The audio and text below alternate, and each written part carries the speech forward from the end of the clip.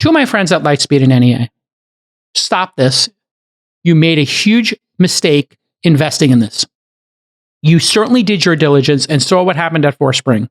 You saw what happened at Secret, and you saw what happened at Yik Yak. And now the Wall Street Journal, God bless journalism, right? Everybody's deriding journalism.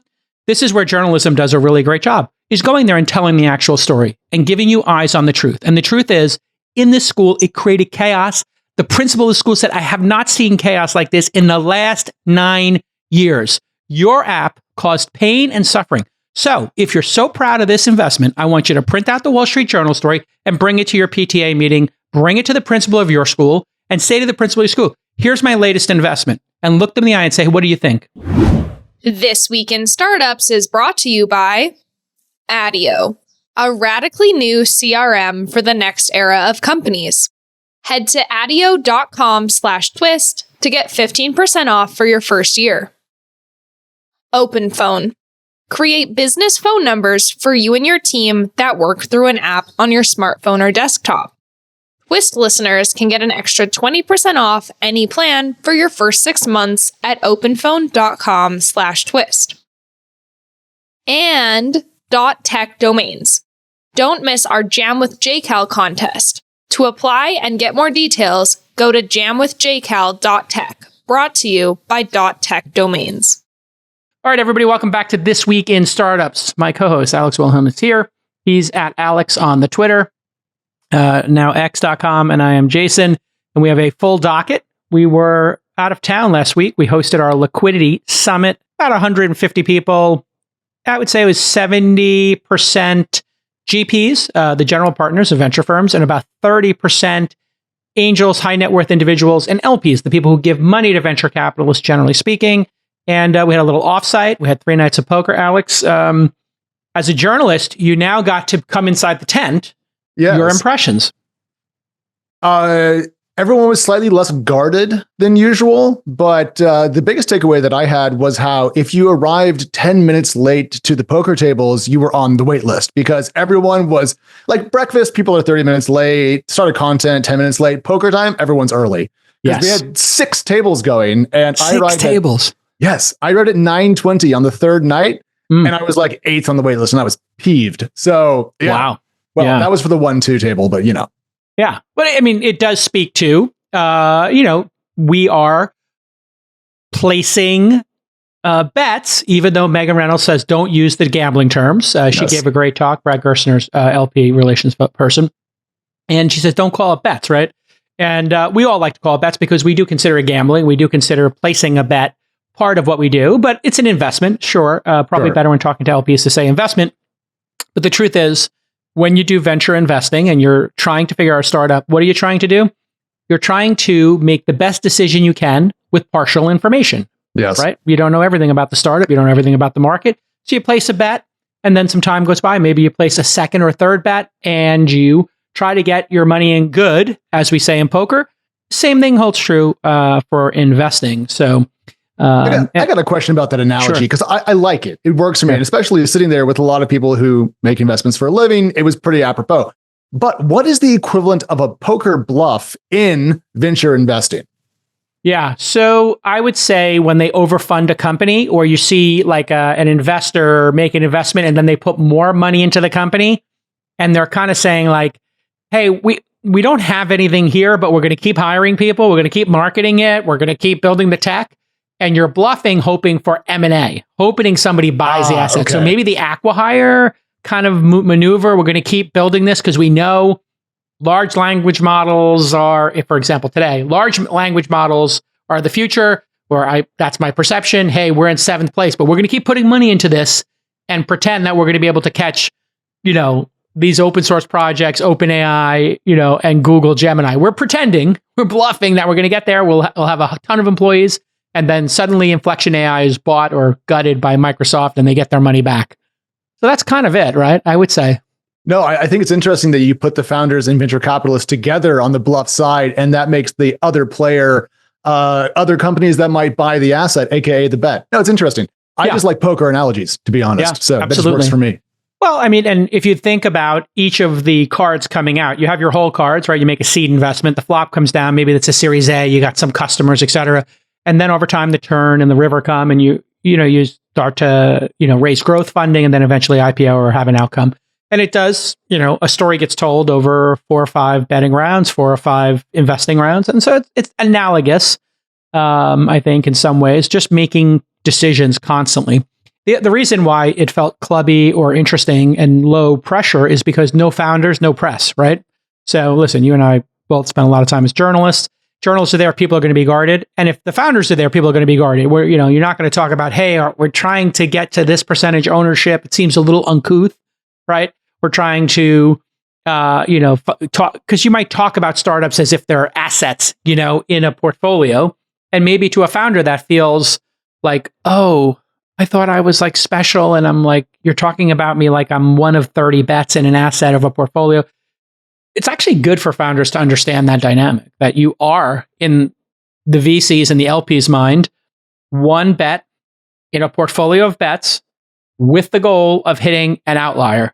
And so everything done in our industry, really hate to tell this to everybody, is spinning our wheels, waiting to hit Uber, Airbnb, DoorDash, or some outlier.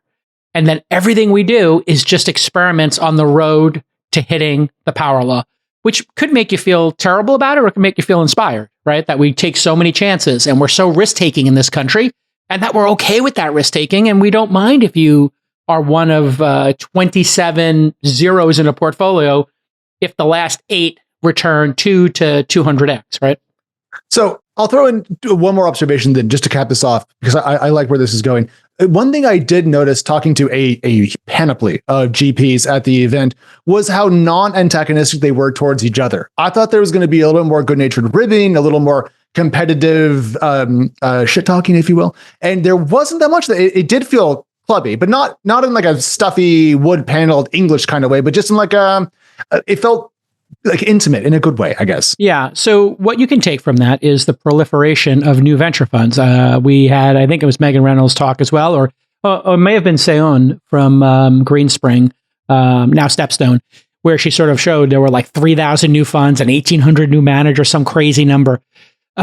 Seed investing and early stage investing, there's probably 30, 40, 50 entities on the cap table up to and including the Series A.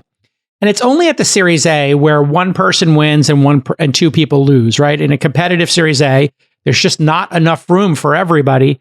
And so starting in Series A or B, you start to have some sharp elbows. That's why you'd see like Andreessen, Kleiner, Sequoia, those kind of names battling it out historically. Like, we have to get Google. And, then Google says, well, Larry and Sergey say, we'll take half from Kleiner, half from Sequoia. That was like a seminal moment in the history of the industry where founders exerted who got to participate in Google's round. But generally, that's the nature of startups today, which makes it quite nice. And so if you have a winning company, what we try to do, and you got to sit in our all hands, and we can talk a little bit about that as well. In our all hands meeting with our investment team, I had you sit in just because I want you to kind of help me get reality. It's like a bonus of having you as the co-host here.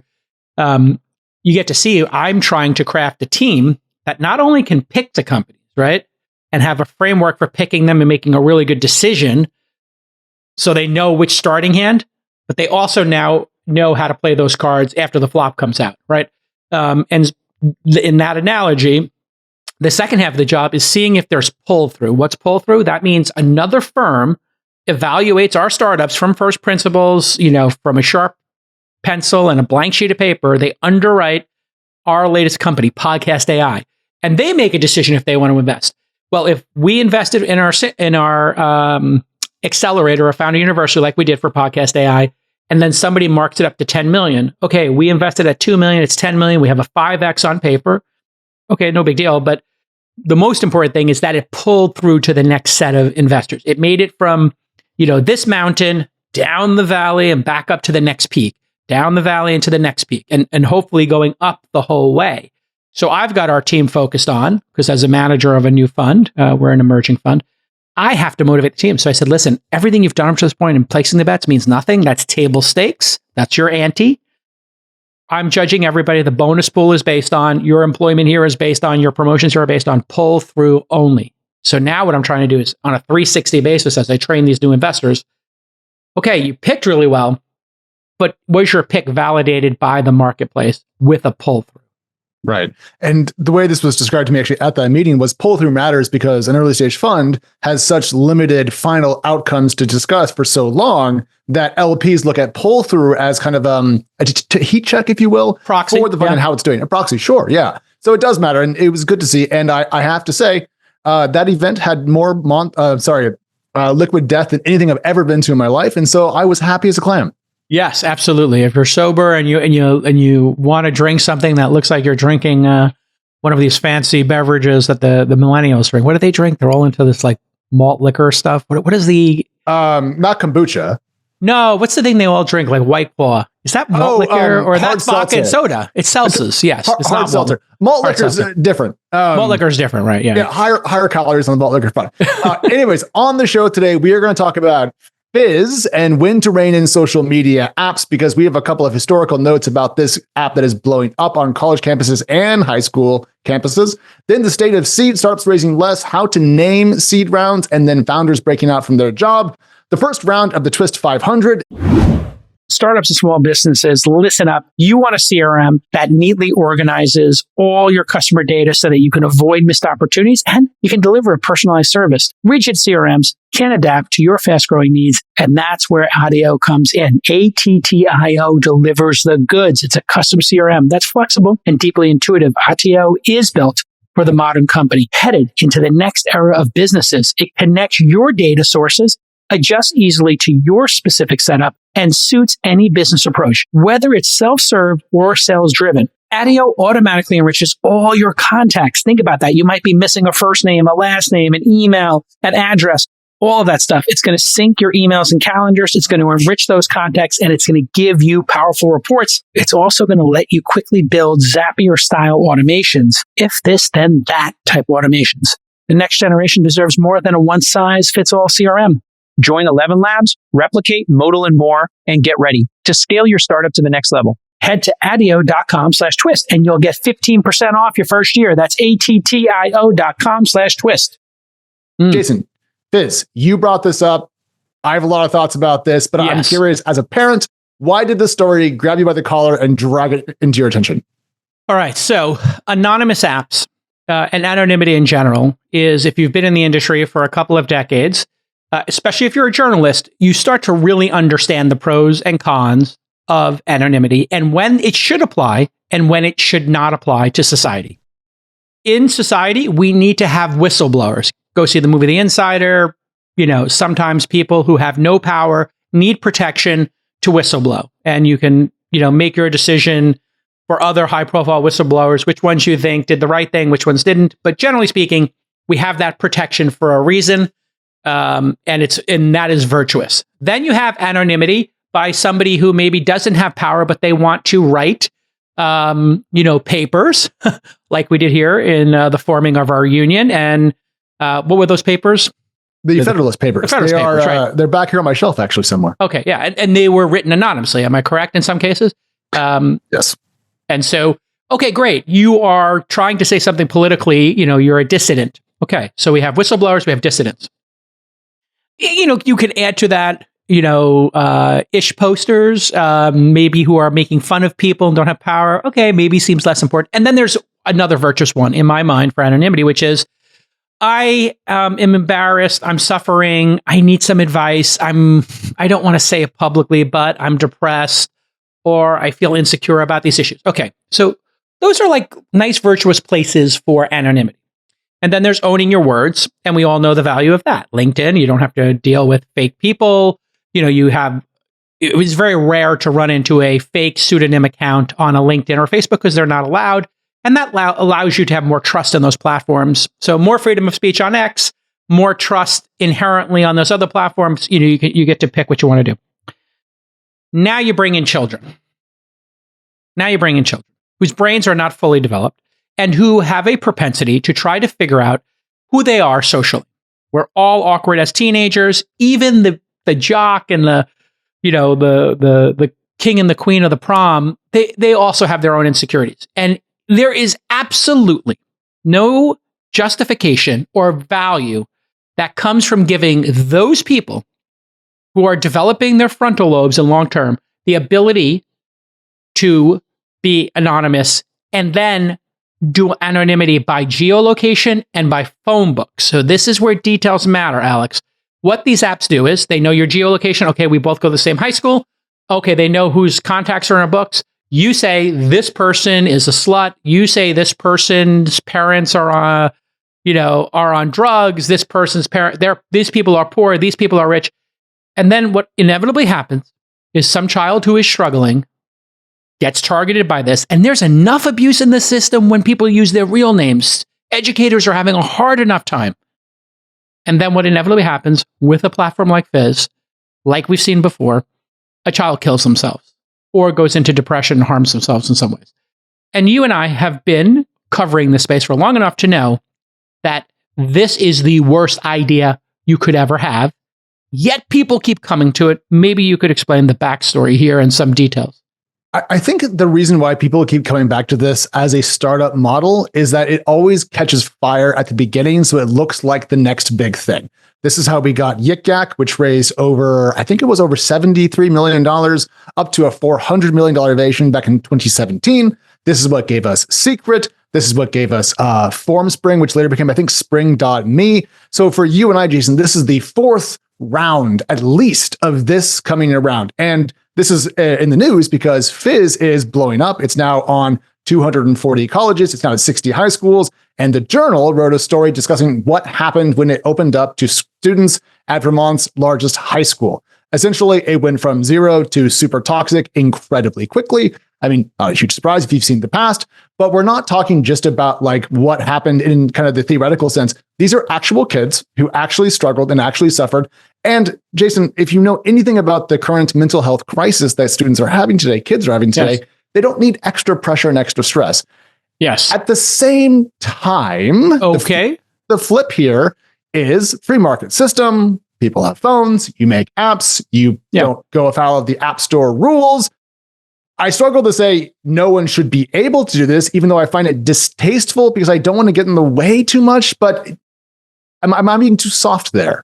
You're being too soft there, Okay. I would say, because we're talking about children. And because we have so much evidence that this will result in suicide by children and suffering. And so when we are talking about adults, if adults wanted to use Secret, and Secret, if you remember, that app was designed more for adults, not for college campuses, although it obviously spread there. Kids can hack their way into any software and get in there.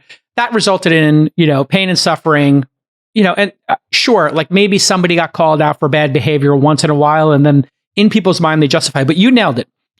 What's at the core of this is greed and the desire to have a viral app. You nailed it. If you make a platform in which you get to trash people anonymously, the worst of our psychology, the devils in our souls comes out. The bullying, the slander, the gossip, the worst of humanity is channeled through these. And when there is a car wreck, everybody slows down to look at it. It is just the nature of humans. There is some pathos in us that will look towards this. And anybody who traffics in this is trafficking in the suffering of children and the eventual suicide of children. So I just want to let the investors and the founders know that you will have blood on your hands if you pursue this. Just full stop. It will result absolutely in suffering. And if you were to read this story and you're an investor in this, you should go home and speak to your spouse, speak to the other parents at your school, and ask, what do you think about my latest investment? You should take that Wall Street Journal, print it out. This is what I want the investors. Who are the investors in this? Can you tell me? Per Crunchbase, Series A was Lightspeed, NEA, Owl, Smash Ventures, Rocketship.vc, and K5 Global. Okay, and then so the Series you said D added Green Lightspeed Sands. and NEA, right? I have friends at both of these firms. Two of my friends at Lightspeed and NEA. Stop this. No amount of returns, IRR, LP distributions, DPI is worth one child being bullied on this app and, God forbid, a suicide, which you will have if you continue to pursue this. So to my friends at Lightspeed and to my friends from NEA, you made a huge mistake investing in this. You certainly did your diligence and saw what happened at Forspring. You saw what happened at Secret, and you saw what happened at Yik Yak. And now the Wall Street Journal, God bless journalism, right? Everybody's deriding journalism.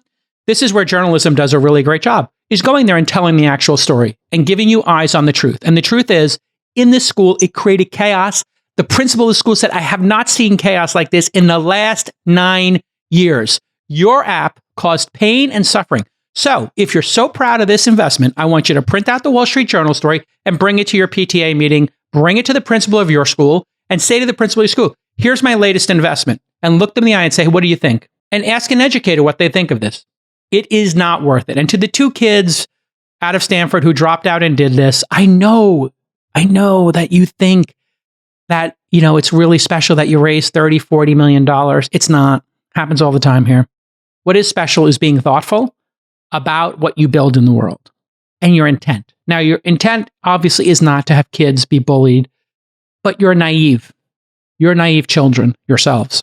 You are naive, stupid children to build this app and release it publicly. I don't blame you. If I was 19 or 20, I might do the same, Alex.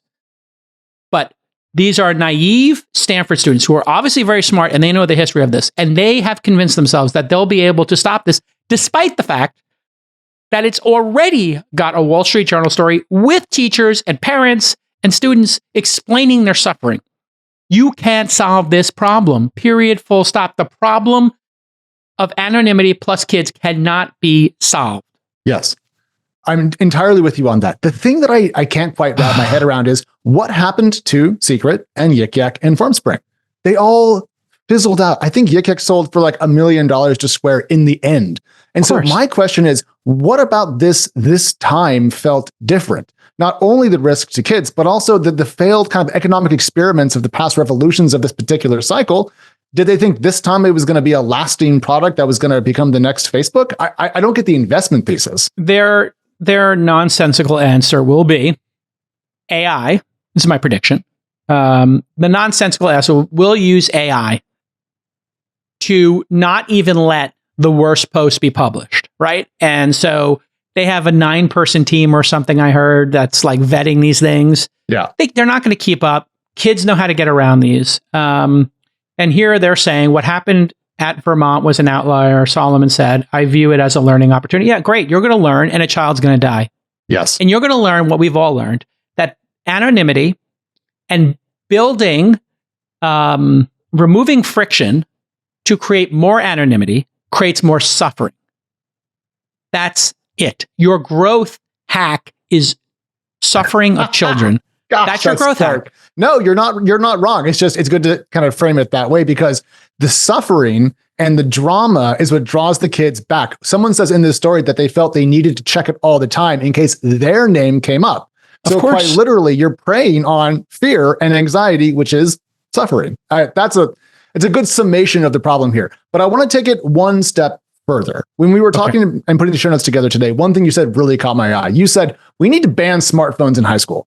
Absolutely. And I do not disagree with this. Teachers don't disagree with this. Tech folks, maybe they don't want that to happen. But who is holding us back as a nation from making this a reality? Because it seems like such an obvious thing to do. Better focus, et cetera, et cetera, et cetera. Why haven't we done this? John Haidt, who I'm going to have on the program, or I'm going to interview him for All In, one or the other, has an incredible book out right now about I think it's the anxious generation. He tweeted about this because I was like, you know what? I want to hear Jonathan Haidt's version of this. I think he also did the coddling of the American mind. He's just like a,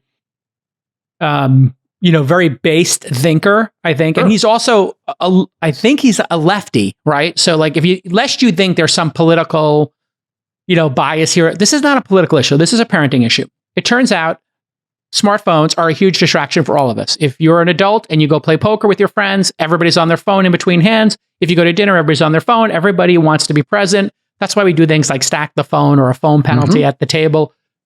We all know that these things are too distracting. Now, if you have a mind that is being developed, you need socialization. This past generation is so anxious because they don't know how to socialize.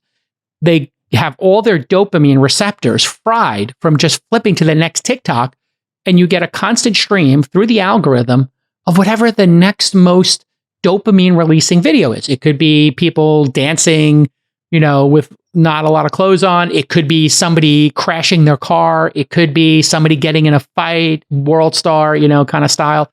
Any of those things that just, a great song. It could be positive things. It could be an incredible recipe.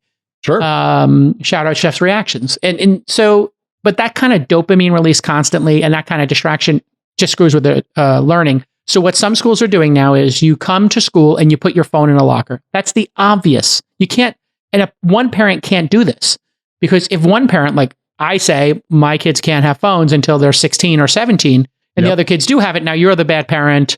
The other kids have an advantage over your kids. They can order DoorDash or get an Uber. Your kids can't. It's just a disaster. So what you really want to do here is pass regulation, no social media until 16, and no phones in school. Bring your phone, put it in the locker, just like we do when we go to a Chappelle show or any comedy show now. It goes in that pouch. I love that. It's some of the best stuff ever. And so we'll put Jonathan Haight's message up here. Maybe you could read it. I think he's now become the expert on this. Yeah, and I trust his judgment. So the quote here is, one of the worst ideas ever is to connect people to talk about each other publicly, yet anonymously. It's sad and predictable that this kind of social media brings chaos and shame to communities of adolescents. Can we at least raise the age to 16? Sure. That seems like a pretty low bar. As I get older, I'm realizing some things are mind-blowing to me, like the fact that we allow 16-year-olds to drive Suburbans down the highway. Have you met a 16-year-old? I wouldn't trust them with a blender. And so that seems like a very minimum bar to me. On the smartphones in schools point, I think as I approach picking schools for my kids, I think smartphone policy is going to be among one of the things that I kind of like filter schools by. Because if someone says to me, our school is as good as the other ones and no smartphones, check. Because I would like my child to be present and not as worried about this stuff. It's going to be hard enough keeping smartphones out of their hands, let alone during school. I mean, I was programming my TI-83 Plus during math class to say boobs when I should have been studying math. If I had a smartphone, I would have been in real trouble. So like, I just don't think kids are able to kind of multitaask in that way. So I'm with you on this. Fizz, may you please fizzle out and go away, because my God, we're here again. And I if we're still doing this in 3 years together, Jason, I guarantee you there'll be a new Fizz and we'll have to do this show over again. Yeah, it seems like we're on a 3 to 5 year history rhyming here. To the people who invested in this, just do the simple test. Print out what you did, take it to your kid's school, take it to other parents and say, I invested in this. And just please give me candid feedback on my bet. And then for the folks who are running it, listen, I don't have any animus towards you. I'm sure you think you're doing the right thing. I'm sure you think your intentions matter. Your intentions mean nothing. The outcome is what matters here. So if you intend to not hurt somebody and you go drive drunk, that doesn't matter when you kill somebody.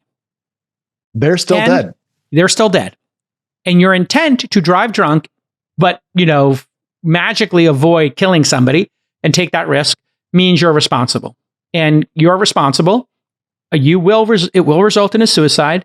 And then you will, for the rest of your days, investors and founders and people who work at this company, all of you, from the latest employee to the CEOs and founders, you all will live with the death of that child. It is not worth it. Life is short. Do good work on the planet. Anonymity equals child suicide. I'm just going to put it right there for you. And I don't want to be right on this. I don't want to be right and have to pull up a story from the Wall Street Journal or the New York Times about a child killing themselves because of Fizz. What I want you to do is immediately take my advice and pivot away from anonymity. That's it. Or I'm done. Pivot away from kids. And even then, doing this with adults, if you're comfortable with an adult killing themselves, great, go for it. Here's another idea. You get one swing around the planet. You got $40 million in the bank. Say, I listened to Alex and Jason on This Week in Startups. I realized we made a huge error. Would you like us to give the money back or pivot? That's what the founders need to do. Take a deep look in the mirror and say, pick your best friend who has had the most mental struggles. And then imagine, this is for the founders, pick your best friend at Stanford who had the most struggles, right? We all have a friend who's suffering from depression, anxiety, whatever, sadly. And then imagine they got bullied and piled on, they killed themselves, and you had to go do the eulogy. Put that in your mind. Here's your test. Okay? Framing matters. I like to give people a test to check their ethics and morality and their behavior. Your friend used your app, got bullied, and now you have to give the eulogy in front of the mom. There's your test, founders. Hate to make it super simple for you, but I'm an old man now. I've seen this movie too many times. I don't want to see it again. Yeah. And, you know, if you've known anyone who's committed suicide, one of my best friends growing up did. Sorry, mine too. And not a lot of patience for it. Juggling multiple devices and apps to run your business is a mess. OpenPhone is here to make it simple by simplifying your business communications with one easy-to-use app. OpenPhone has rethought every detail of what a modern business phone should be. And here's the magic. It works through a beautiful, elegant app on your phone, or you can just use it on your desktop, making it super easy to get a business phone number for your entire team. And you know how brilliant OpenPhone is? My teams use it every single day. My sales team loves it. My ops team, they use it all day long. And here's the features that we love. You can create a shared phone number, like customer support, with multiple employees fielding all the calls and all the texts to that one number. At my investment firm Launch, we pride ourselves on replying to every single call or email instantly. And OpenPhone is the #1 rated business phone on G2 for customer satisfaction. So here's your call to action. Super easy. OpenPhone is already affordable. Starts at just $13 a month. But Twist listeners get an extra 20% off any plan for the first 6 months at openphone.com/twist. And if you have existing numbers with other services, no problem. OpenPhone's going to port them over. Easy peasy, lemon squeezy, no extra cost. Head over to openphone.com/twist to start your free trial and get 20% off. Let's do a shift and a pivot to a topic that is near and dear to the hearts of everyone here at This Week in Startups, seed. Jason, I know you are a seed machine. I saw a recent story from Rebecca Skutak over at TechCrunch discussing the current YC batch, and not for the first time ever in the history of accelerator coverage that valuations were too high, but instead that companies that came out of the most recent batch were raising less money, looking to raise 1.5 to 2, $15 million post money, giving up less or around 10% of their companies, and also no lead investor. Bowery Capital's Lauren Straub says, quote, "It was impossible to get double-digit ownership in any of the deals." VCs told founders, get lean, spend less money. They're doing it, and now it seems to not actually be working out that well for VCs. I find this ironic. I'm curious what you thought. Yeah, there's two things happening here. There's a little bit of spin. So if given $5 million at a $30 million post, and a VC coming on the board and taking 20%, they gave you $6 million, I guarantee you everybody in this group would have taken it. Okay. So let's just, and that is happening. There are still people buying 20% of a company, putting $6 million in.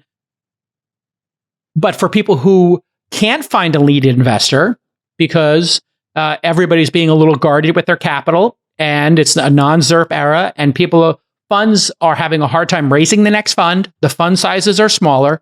So the entire industry has gotten lean, from the LPs and how much money they're giving to GPs, and for the GPs in how they're deploying it. GPs want to deploy over 3.5 years. During ZERP, they were deploying their entire fund in 24 months. So they've doubled the deployment period, and they're raising smaller funds, which means the peanut butter is getting spread and everybody's putting in half as much the average deal. And these folks are saying, you know what? Also true, their positioning. I actually don't need that much. So maybe I want to give up 10% of the company for 1.5 million and get back to work. That's actually healthy. So what we're seeing here is instead of gorging, at the buffet, people are eating the proper number of calories that they need to make it to the next milestone. In other words, all you can eat buffet style investing and raising of money out of fashion, lean, tight.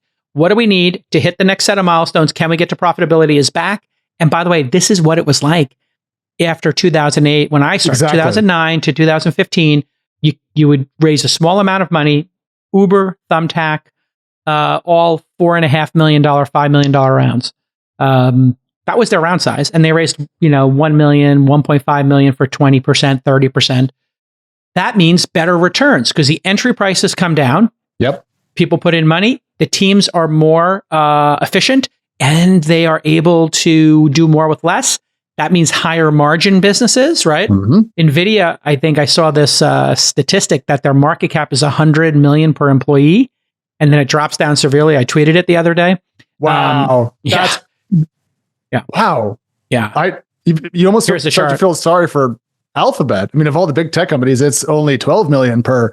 Apple and Meta at 19, Microsoft at 14, and then it drops off incredibly far. Tesla stands out amongst the non-software companies at 4 million, and then banks, JP Morgan, 1.8. And that's why the bonus pool hasn't been as big lately if you're in iBanking. Sorry about that. Yeah, it's not my fault, but hey, still, that's tough. Yeah. And so, being more judicious and using AI and maybe outsourcing specific functions to other companies is in fashion. So yeah, it means the industry is becoming boutique again. I do think growth stage funds are going to have a hard time hitting their ownership targets. Yeah. But for seed funds, it's great. Great for seed funds. We still have our seat at the table, and we're pre-seed too. So that's why I even moved earlier. We were seed, and I created Founder University to say, can I meet people the year they have inception of their company? Like half the companies that come to Founder University are not incorporated yet. We give them their first $25K to get incorporated. So I'm really leaning into that program. Well, the earlier you get, the faster you can get money in at the lowest possible price. Before we talk about naming seed rounds, because I know you have a bee in your bonnet about that, I'm just curious, how much is AI playing into effect here? Because I've heard people talking about startups building companies with smaller teams in general, just higher efficiency because of recent advancements. Do you think that's having an impact in this particular conversation? 100%. So founders of startup companies are resource constrained. Great constraint makes for great art. If you only have a certain amount of film in the camera, you're going to get that shot, right? Now, if you go digital and you have unlimited film in the camera and unlimited time to tape, you get the advantage of doing many takes, but maybe the average take is of lower quality. So founders really take advantage of this. It's a small canvas. They have a limited amount of paint. They want to make every stroke count. Therefore, they're using offshore developers. They're using co-pilots.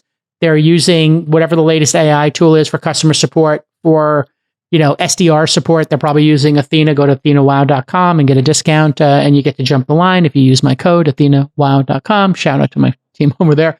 So people in small companies, wildly efficient. You watch this, when you worked at TechCrunch or Crunchbase in the early days when, you probably joined after Mike sold it. So were you there before the acquisition or after? After, but when I joined TechCrunch, we were all still kind of in one room, and Crunchbase was like 8 people at a row of desks. So you watch as a company gets really big, there's more resources, and we have an extra office next door and it costs us $5,000 a month. We'll keep it. We have the option. It's only $60,000 a year. You can be loosey-goosey because you have so much budget and so much cash laying around, and that's okay.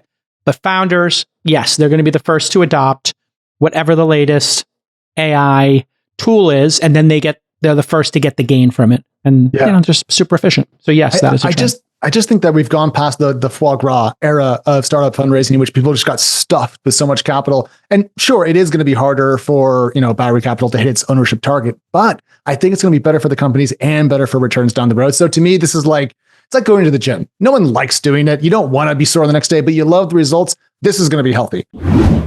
Okay, I am passionate about innovation in tech, and I love hearing from the founders themselves. And now I've got an exciting opportunity for you. I'm hosting a jam session with JCal. It's powered by my friends over at .tech Domains. And it's over this summer. I'm going to have 5 founders get on a call with me, and I'm going to give them my unfiltered feedback. And the best part is these mentorship sessions, these jam sessions where we go back and forth and talk about your customers, your product, your team, your problems, your victories, the things that are going well, the things that aren't going well. In these jam sessions, we're going to take them and we're going to publish them on This Week in Startups. Think about how great that is. You're going to get to have a jam session with me. That's awesome and fun and educational and hopefully helpful.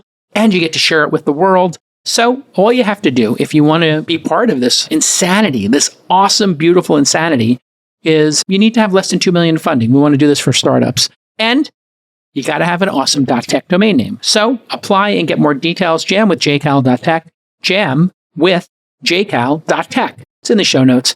And I'm partnering with my friends over at .tech Domains because all these great innovative startups are starting to use .tech. I see it all over the place. Rabbit.tech, Aurora.tech, 1x.tech, and of course, Founder Fridays.tech. If you're using a .tech domain name for your website, I want to hear about it. Apply for the jam session with JCal today. Jam with JCal.tech. Jam with JCal.tech. Jam with JCal.tech. Okay, now, Series Seed, Mango Seed, Seed Extension, Seed 1, Seed 2, Seed 3. I'm so freaking tired of these kind of like semi-seed deals. You have a plan to absolve us of those sins. Yeah. So Series A, we all know what that is. A venture capitalist does a priced round. They price the round. There's a certain shares at a certain price, and they join the board, and governance starts with board meetings. So let's say that's Series A. We all know what that is. The Series B comes after that. Another person joins the board, either as a full board seat, typically, sometimes an observer. And, you dilute another 10 or 20%. So it kind of Series A, B, C, we've got that handled, and they just count up. But before that, you have friends and family, pre-seed, seed, seed plus, seed extension. You might throw in an accelerator or an incubator note in there from YC or launch accelerator. So what I am advocating for here is we start naming seed 1 for the first seed investment, whether that's your friends and family, mom and dad put in $50K for 5% of the company at $1 million valuation, then Y Combinator or Launch Accelerator come in with $125K for 7%, that's seed 2. And anytime the valuation goes up, we increment. Now, if you raise at 5 million when you graduate Techstars or Y Combinator, now you're at 5 million. Okay, what happens at 5 million? We're at 5 million. That's going to be seed 3, let's say. So you had your friends and family, mom and dad put in $50K for 5%. Then you had Techstars, Launch Accelerator, Y Combinator do theirs. That's seed 2. Now they go in the open market. They raise seed 3. Now let's say a year later, they top off that 5 million. Still seed 3. Okay, so tell me why that still counts. Is it the same cap? The same valuation? Cap, same valuation. Okay. Nothing changed. It's essentially the same round.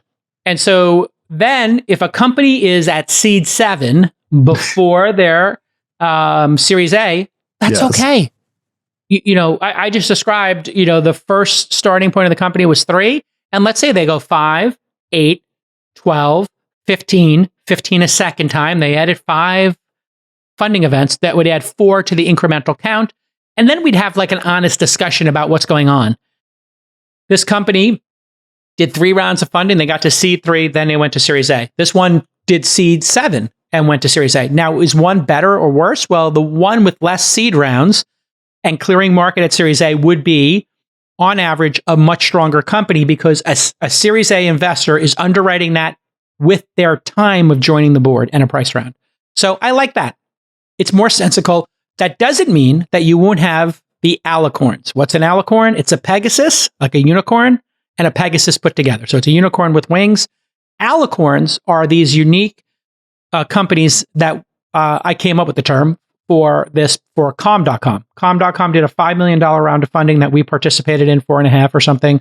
We famously bought 5-6% of the company. Their next round of funding essentially was $250 million and that was essentially what they called their Series A, but it was kind of like a Series C or B.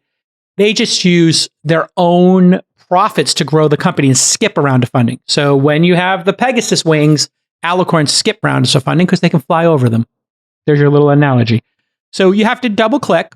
And maybe somebody thought, you know what? I just want to spend a little bit more time in the laboratory. I have somebody who wants to put $250K in at the last round. It's Jason Calacanis, it's David Sachs, it's Mark Andreessen, whatever. I'm going to take that money because I want them involved. So sometimes people will take that $250 and they don't need it. They got $1 million in cash, but they add the $250. Why? That person is accretive. They're a great signal. They're a great mind. They have a great network, whatever it is. So let's just clean it up. Let's all agree to seed numbering from the beginning. Anytime the valuation goes up, it increments. Nice and clean, nice and easy. It also applies well to later stage rounds. I forget the company that did this, but they called me up and said, hey, we've raised a Series C1. I'm like, okay, Series C1. Why is it not a Series D? Did the valuation go up? They're like, yes. I'm like, okay, so the valuation went up. It's more money. It's like 2 years later. You're calling it a Series C1. Why? They said, well, we don't want to tell people we're at a Series D yet because we don't feel like we're there. And I'm like, well, what are you doing?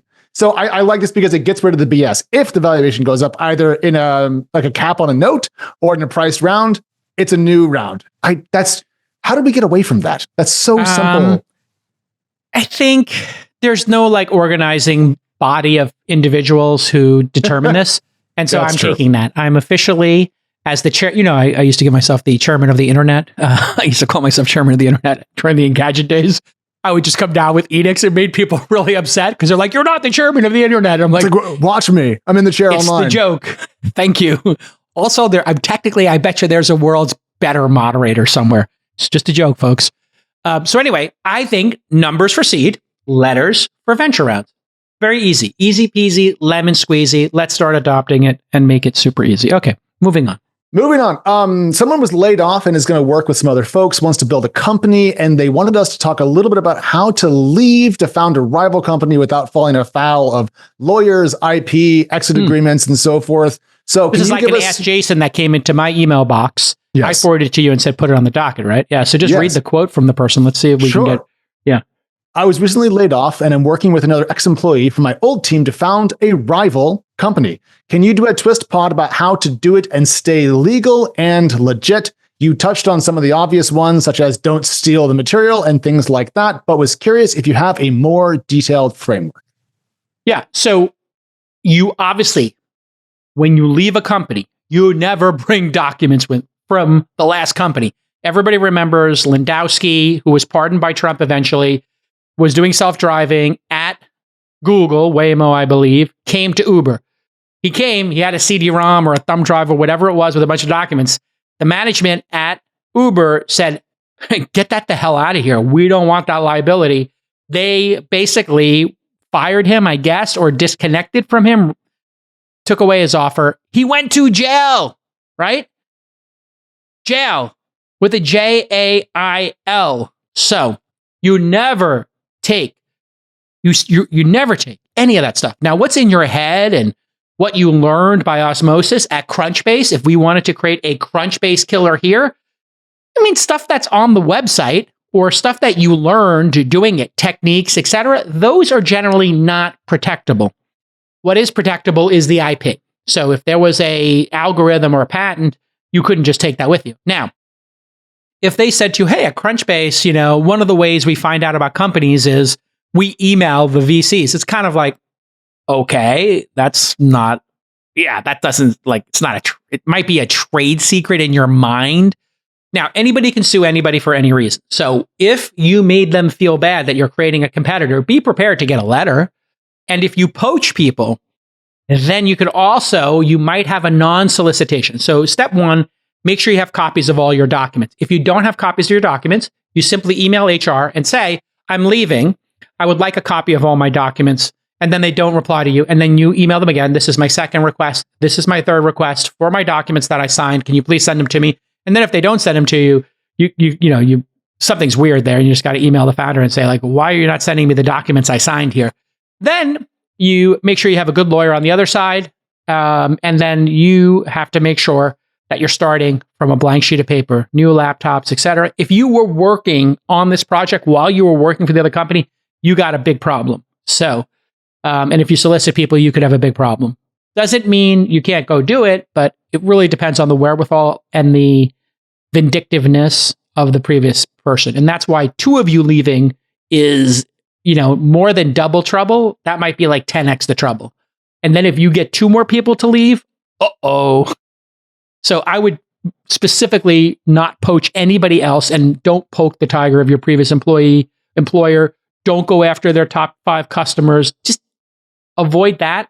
Build your product, let a little time pass, and you'll differentiate your product. Also, the other lame thing, Alex, is when people just name the product or photocopy the product. So if you were to leave Crunchbase and you're like, hey, here's my database, it's called TwistBase, and we, copied the design of it, people would be like, oh, now we're doing TWIST500. Okay, it's a database of the top 500 companies as determined by Alex and myself.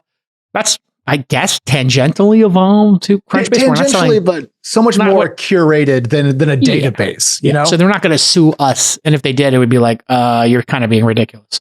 So that's it. That's all you have to do. But be careful about poaching. Don't take documents. Don't go after the top customers. You want to just let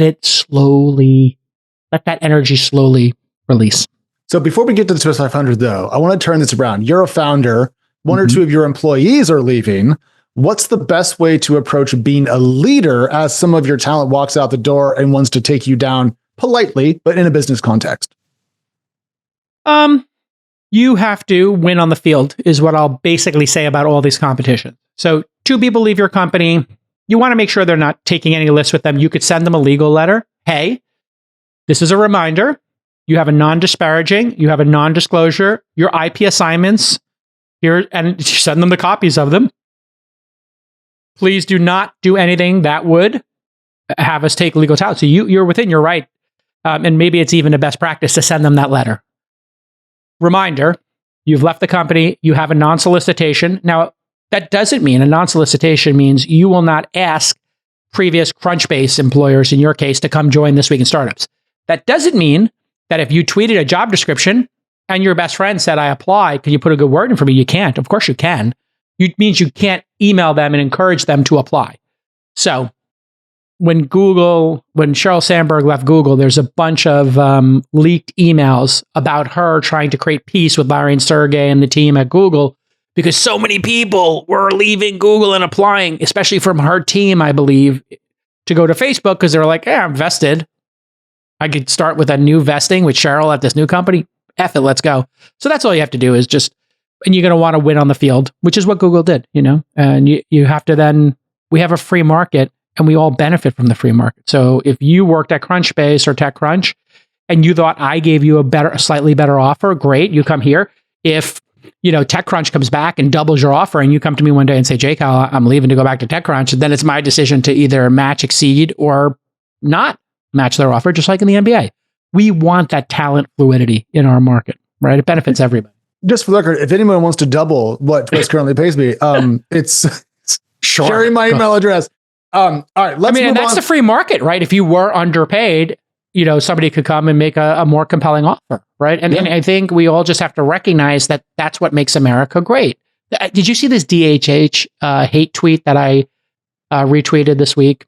No, actually, I did not. John, pull it up here. But basically, somebody was going after DHH for his posting David Hanmeyer Hansen from 37 Signals. He's posting his car collection. He likes to drive fast cars. Oh, wow. Mm-hmm.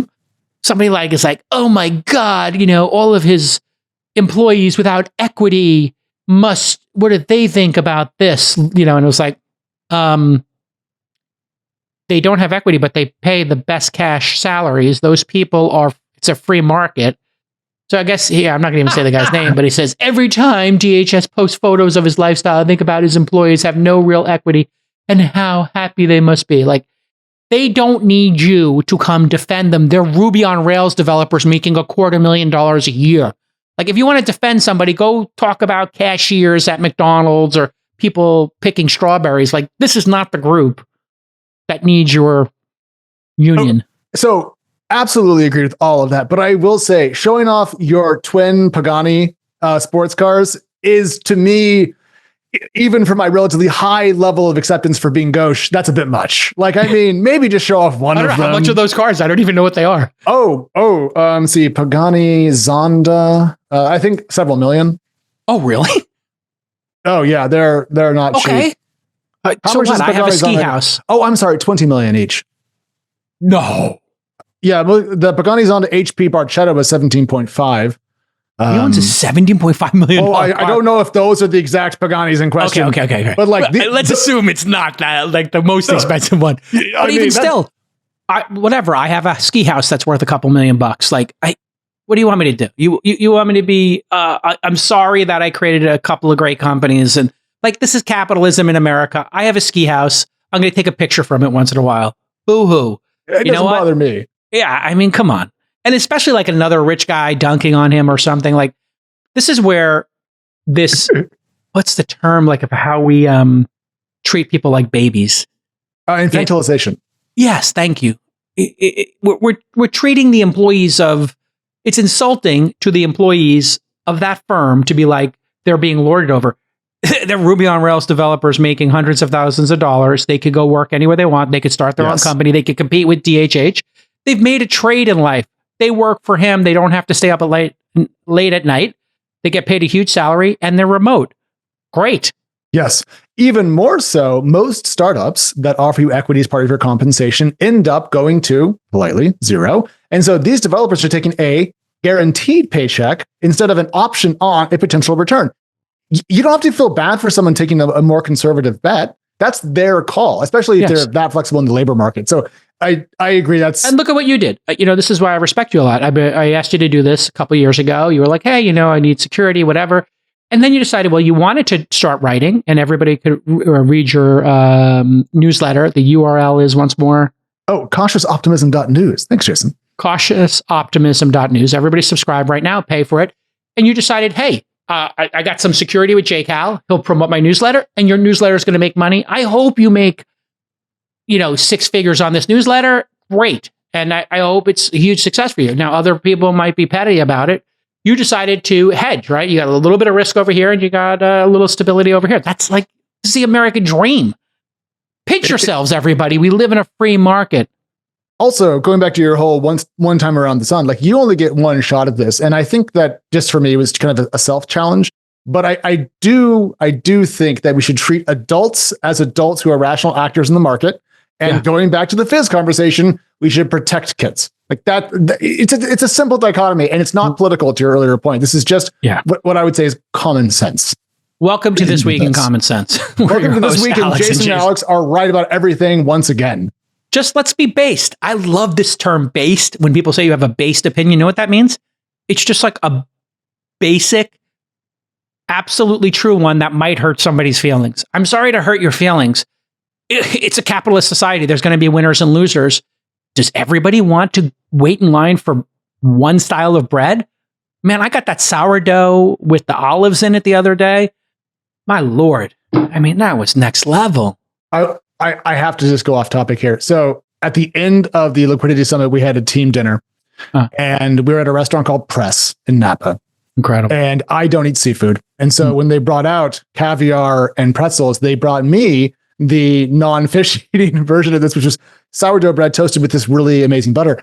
That was the best freaking bread I've ever had in my life. I don't know what they did with that bread. And not a startup point, but like I've been thinking about bread for several days now. Right. And that's not how my brain usually works. So I kind of want to go back and be like, all right, talk to me about bread. Because capitalism's good.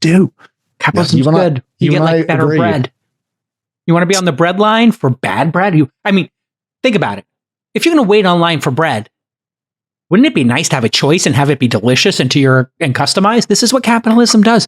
This idea that Americans hate capitalism. I know there's like a subsection of politicians who are anti-capitalism, and like when you're anti-capitalistic or, you want to rein it in too much, let's say, what you're actually saying is like maybe I want to limit consumer choice or lower prices. Like, just got to think that through if you're going to make that your political party's position.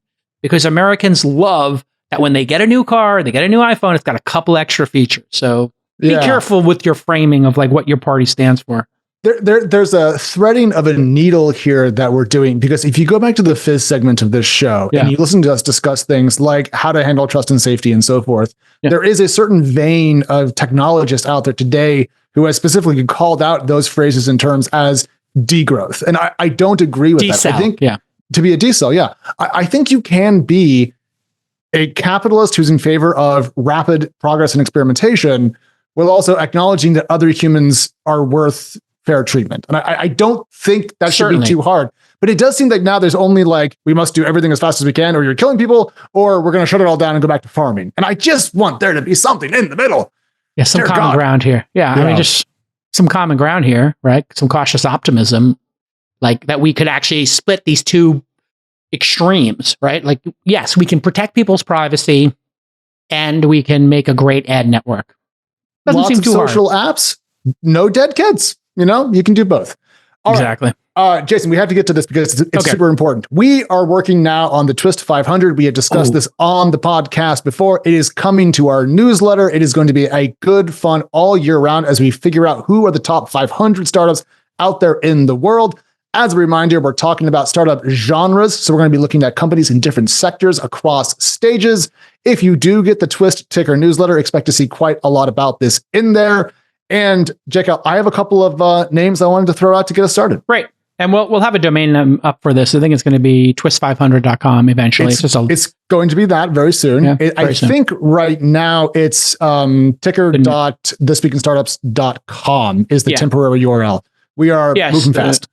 Ticker.thisweekinstartups.com is where you can sign up for the newsletter. Yes. We decided to have the newsletter be organized around this principle of the Twist 500. So there's so much to cover. We said, let's come up with categories. So I asked you today, maybe you could run a couple of categories by me and give you my thoughts on it. Yeah, absolutely. So starting with categories, the first one that came to mind for me was fintech. Huge venture bet. Everyone loves fintech. Awesome. Great. And who do we have? I know Wealthfront is still private. That's got to be on the list, right? You got Stripe would be fintech. That's still private. So those are two top ones right there. Chime, for sure. Mercury Bank is still private, right?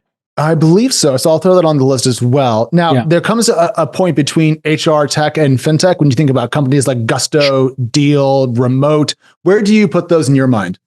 Yeah, that's a great one. They're definitely like all those payroll ones have a little bit of fintech. And I guess, though, they're more HR. So I would put them under like the HR ones. And what I want to do with this flexibility of the Twist 500 is be able to have people in multiple categories. So you could be most likely to IPO, right? We're going to have our top 25 next most likely to IPO. So that definitely is going to include Stripe, right? Oh, absolutely. And then they would be the top company in payments and fintech, right? So we could even have payments and fintech. We could have HR and payments. So, you could have people listed in both categories. So I think having that flexibility in the database architecture would be wise. People could wind up on multiple lists. What people don't know is I'm making this database later. So what Jason is doing is describing my evening's work session to me. Yes. The architecture of the database. Yeah. Okay. So moving on to AI, you wanted different AI categories. So here's what I came up with. Tell me if these are too granular. AI models, AI infra, data for AI, vertical AI, and then consumer AI, AI hardware, and then AI robotics. Perfect. It's perfect. Yeah. I think you nailed it, right? And then robotics is its own thing, and AI robotics is like a subsection of that. So I think that's great. And we can the fun of this is going to be to ask the audience to tell us, hey, what do you think should be on this list? And it'd be really nice if, sure, there are obvious people who are doing robotics that need to be included here in and again, this is for private companies only. We're only doing private companies here because this Week in Startups. So we're going to leave the big public companies out of this, at least for now. But when it comes to robotics, it'd be nice to have people who are in their seed or Series A, as well as the people who've raised hundreds of millions. That kind of adds to the richness of this list. And then having those people, come on the show or experts in that field talk about it and vet these lists with us is going to be a lot of fun. So I do like the framing there, of course.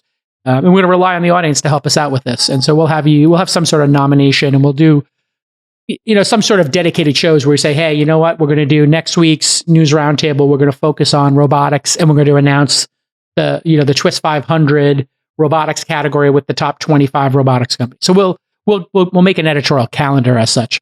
Yeah, I want to throw out a couple names though that are not the biggest, most obvious names, just kind of get us started and get your feedback. So a couple weeks ago, we talked about media companies, AI economics, and how it's great to get a check from OpenAI if you're the Atlantic, but if you're smaller, how do you get there?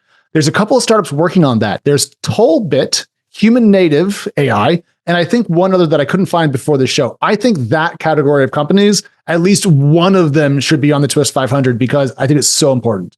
Yes, absolutely. The clearinghouses for, between language models and content is really important. I saw there was a big kerfluffle around Vox doing their OpenAI deal.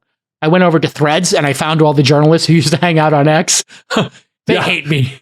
I mean, my Lord, I go over there and they're just like, you're cheating on your friend. I'm like, am I? Like, I'm kind of my own individual here, but sure, I'm cheating on Elon by going over to Threads. I think Elon's okay with it. I think Elon will survive. Yes. Clutch my pearls. But I go over there and I start talking and people are like, why are you here? And I'm like, I don't know, just checking it out. It's all journalists. Sorry. Yeah. But it's all the journalists who hate Elon and who hate Trump and whatever. It's pretty hilarious. But anyway, they were really upset that Bankoff had done a deal with OpenAI and they felt like this was them being sold out. Take us into the journalist mind.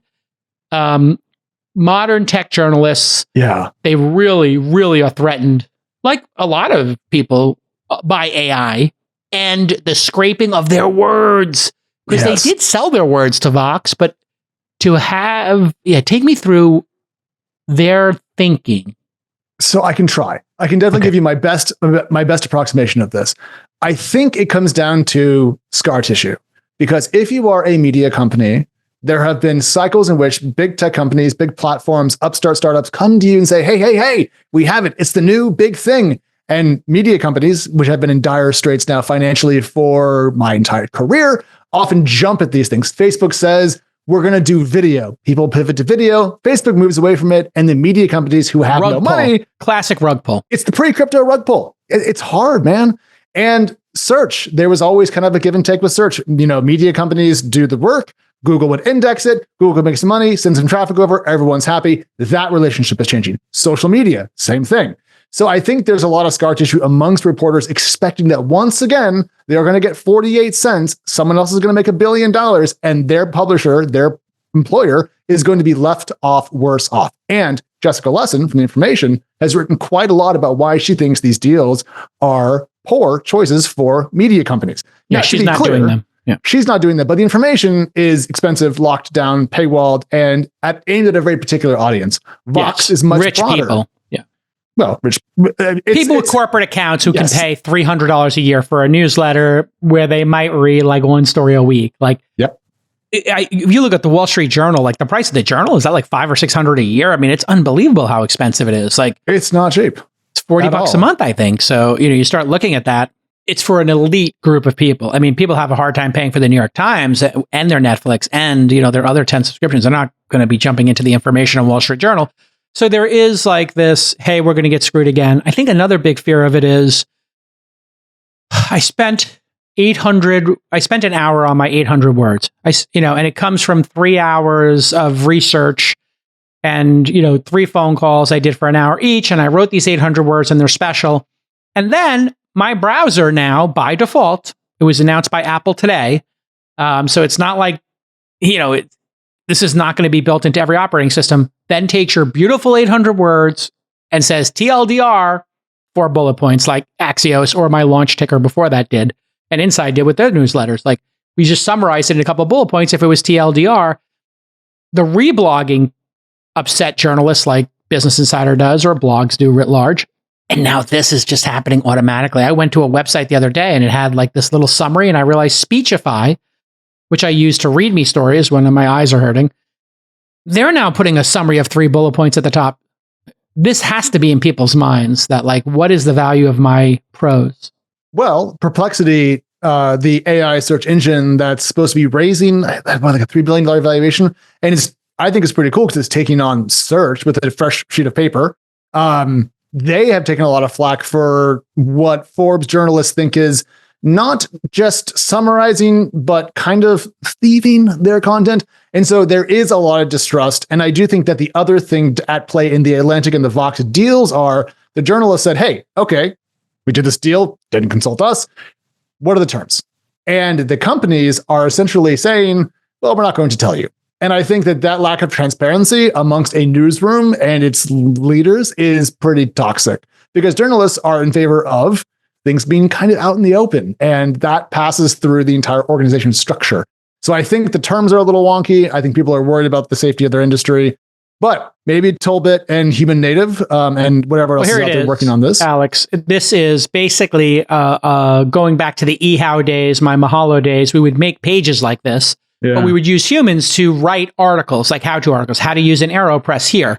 Yeah. And what Perplexity is doing is not only summarizing all the great information that humans wrote about using an AeroPress, they're then making a gorgeously designed page, and they're putting a human in between it to deflect that they're doing this in a programmatic way. So they say to people, you go make the page, right? So that we didn't create it. Now we got our section 230. It's exactly. It's a little dirty, I have to say. Like, the Perplexity people here know what they're doing. They're not dumb. They're stealing people's content. They're publishing better looking pages. They're using a human in between to pretend that they didn't do it, and then they republish this, Google should not allow this to be indexed, first of all. Second of all, they should get sued by anybody whose content was taken here to do this. And this is where the content industry and the writers have to get together as a voting bloc. Vox, New York Times, they all have to work together. eHow, anybody doing how-to content. And they have to say to Perplexity, this is a bridge too far. You cannot publish a page and then compete with us for SEO with our content. It's easy to know because there's no citations here, or they made the citations very small. And this is going to be the hack. When you force the user to click a summarize button to build the page, you're now saying, I didn't do it, the user did it. I didn't do it, the browser did it, right? You're trying to, and I think Google's kind of doing this as well with their search. You have to turn it on. You say, click AI summary. Oh, we didn't do it. But this is where I think they're going to be dead to rights. They're going to lose lawsuits. I think this is like Perplexity's whole business could crumble by doing something like this. This was a stupid thing for them to do. Well, what's the long-term vision? Because to me, if you starve the companies that make the content that you depend on to explain the world to your users, it's like chasing near-term EPS as a public company versus a long-term strategy. You're eating your seed corn, and it just feels defeatist to me. Like you're not going to win long-term doing this. But it's like people on the Colorado River being like, you know what? I'm just going to take a lot of water out of here and I'm going to make almonds in California, whatever it is. I'm going to make almonds in the desert. And it's like, yeah, but we're going to run out of water and then everybody's going to die from starvation. And you're going to have almonds for a decade or two. It's like, yeah, we got to think about the tragedy of the commons here. And this is, I think, like where I have a big problem with people in tech who feel like, you know, if they can build it, then that's enough. Like if they can figure out how to build the hack, then the hack deserves to exist. Here, I think you're breaking the law. I think that this is so actionable that anybody who has content, 3 or 4 content players should get together, eHow, whatever. They should all get together. They should hire a law firm. They should go on to Perplexity pages. They should make these pages. They should publish them. Then they should force discovery on Perplexity. And they should get half the money from this lawsuit to the lawyers, and they will literally own Perplexity. They can get an injunction against Perplexity for doing this, I believe. That's why the New York Times has not given in to Sam Altman yet. That's why they held the ground, because they know they have them dead to rights. And Perplexity is going to have to show their work. Where did you get this information on how to use an AeroPress? What pages on the index? How did you train your data? Oh, you trained it from the OpenCrawl, and the OpenCrawl told you're responsible for the licenses, and you pulled in these 3 pages. Oh, you didn't know you pulled in those 3 pages? That's not enough. Back to my, you didn't intend on stealing? You didn't intend on driving drunk and killing somebody? Doesn't matter. What's the outcome? The outcome is you stole? Now you're guilty. That's it.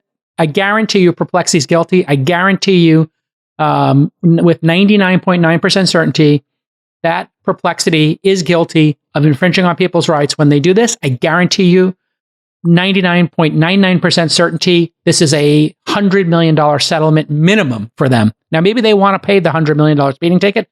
All these content companies must get together and sue Perplexity immediately. The longer you wait, the worse it will get.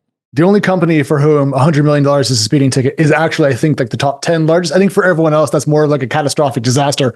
John's going to pull up an article for us from Forbes about this issue. But here's a pitch, Jason. Okay. So your Substack, your Beehive, your Ghost even need some more business. Why don't you just go ahead and do this idea? This starts kind of bringing content together to sell it to AI companies. Why doesn't Substack have a little thing that I can check and say, hey, I'm willing to get paid for my material? Absolutely. And I think these third-party tools will come in and do the clearinghouse, and they'll be partners with Substack. And so Substack, it's a great idea, by the way. Substack or Perplexity or WordPress even could build in a standard. Like WordPress is a third of the web, I think. It runs on WordPress. You click on, I'm willing to do business for my content, and here's the terms of my business. And then, boom, you work it out that way. All right, let's take one question from the audience. It's been a great show. From Raheem Koja. This goes back to our discussion of technology companies, SaaS and so forth. I think Chamath is correct. It is super easy to replicate most products with Llama and ChatGPT very quickly and with very few people. Back to that. I think I could replicate most SaaS things in a couple of months by myself. Here's the thing. If that was true, and I just thinking out loud, wouldn't people be doing it? The fact that they haven't, to me, it's like time travel is impossible because no one's come to see us. That's my thought there. But I'm curious if you're more optimistic than I am. I think it's starting to happen. I think you will see people make 80%, and this has been happening for a long time. Zendesk, as but one example, when they applied to TechCrunch 50 and we accepted them, my old partner on that and I were like, this is too simple. And we didn't want to accept it because it was like so simple. It was almost like a childish product at that time. It was like, 5 fields for a help desk. And the founder said to us, and he was right, simple is the idea. We made it much simpler and easier to onboard so people who don't have customer support can now have customer support and they don't have to overthink it and spend $1 million to stand up their customer support system. They can just give us $100 a month. That was the genius of it, is making it simpler. So yeah, I do think you'll see it. But then also you have to have somebody who wants to create a Salesforce competitor and then who wants to dedicate a decade of their life to it and then wants to undercut the price and then wants to update it and wants to add features. So it's like saying like, I could make a better movie. To your point, you're like, I could have made Reservoir Dogs. Like, okay, go do it. Go make your Reservoir Dogs. Go make your better Star Wars. You also have to have the motivation.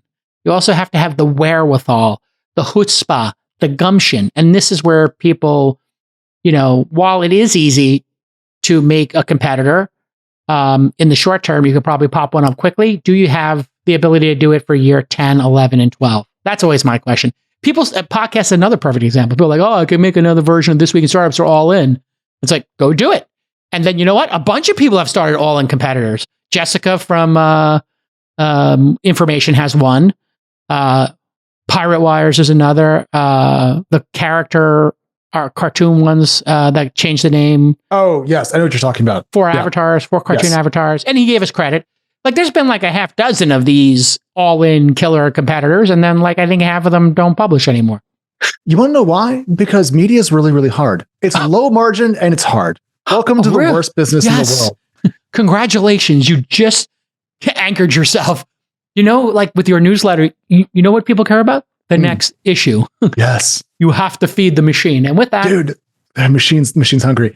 Last thing. What did Zendesk exit for to private equity back in 2022? 8, 9, or 10 billion? $10.2 billion. So nice. Shout out to Zendesk. And there's the article right there. Oh, there it is. 10.2. Yeah. So sometimes simple works out. We will have more on the TWIST500. I will let everyone know when the site is launched. I'm working on that. Newsletter relaunch is moving on good. So coming soon, but we are now underway.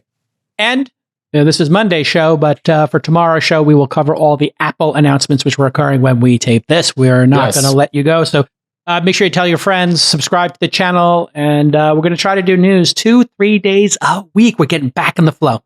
Yes, sir. Bye-bye. Bye, everybody.